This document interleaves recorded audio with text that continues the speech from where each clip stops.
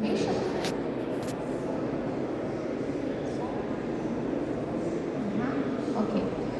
So as an example, one more of my new reseller. Its name is Alexander. So you can scan this QR code and try to speak with agent. So he does not do to speak, but he can write in different languages. So try this. And I can say that explore how a new seller can transform your business. It's a main point. And of course, the future begins with your decision. It's my contacts, WhatsApp, Telegram. So, thank you very much. Thank you. Very well in English, and also a great exemplifier when we integrate certain AI tools into both businesses to really optimize and augment, and hopefully that will entice the team to upskill in other areas so they don't get job redundant. Thank you. Thank you so much. And Lamine, we'd love to hear your presentation. Do you need a clicker as well? Yes? Clicker? Thank you so much. Can you hear me? Yes. Thanks a lot.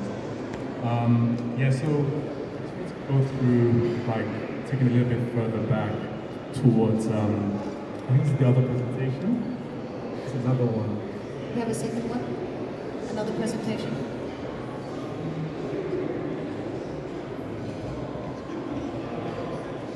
Yes, it is. Thanks. Yeah, so basically, just scaling a little bit back to AI in education and some of the concepts around that. So, in summary, I think technology should assist, not replace human elements of education. And here I'm going to explore basically some of those concepts. So, even when you're creating a business, you always want to start with the customer. And I think when it comes to education, definitely you have to start with the students in mind. So going down to the student, what are you trying to impart with the students, and what are the most effective tools for that?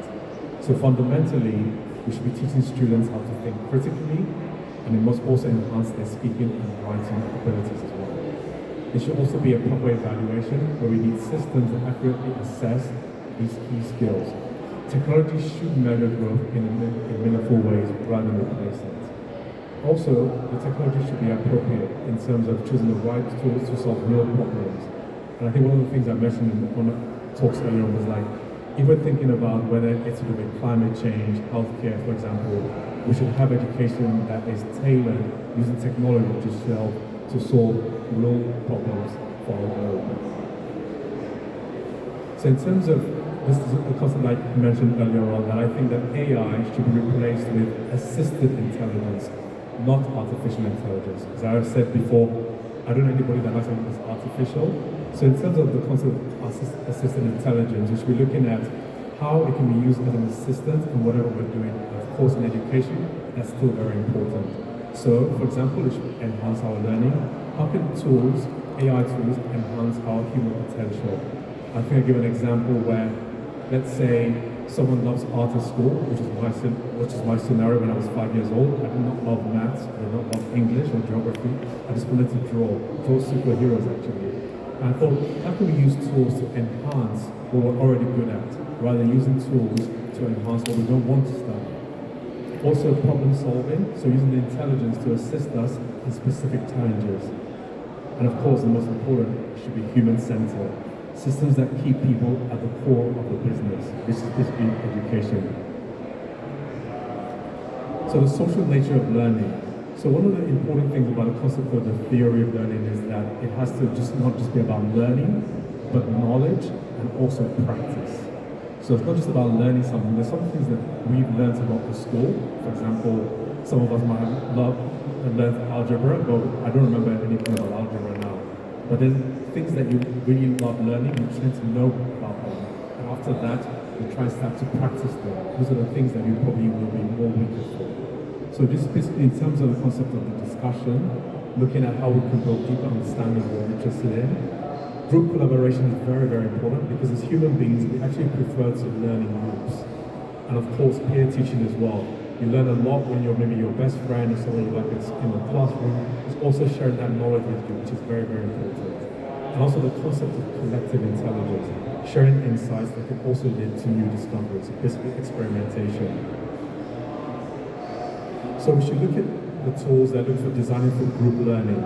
So one of the things is actually in 2003, there was a US report on the future of AI in education, and it said, it concluded that any AI or machine learning tool that did not foster group learning should actually be rejected.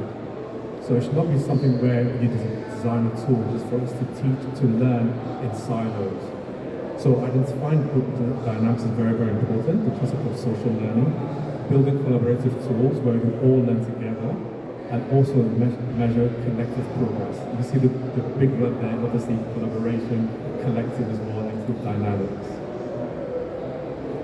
So in terms of the learning theory, the AI development, we've done a lot of stuff in terms of research, AI development, integration challenges, and look at how we can measure that and how we can challenge that concept. So decades of studies on human beings have shown that, again, we learn better based on proven effective methodologies. In terms of AI development, machine learning models trained on pattern systems designed for efficiency and scale, they should be contrasted with traditional learning as well. Of course, the final one, how can we integrate these learning theories so that they actually enhance and assist what we're trying to achieve as a race.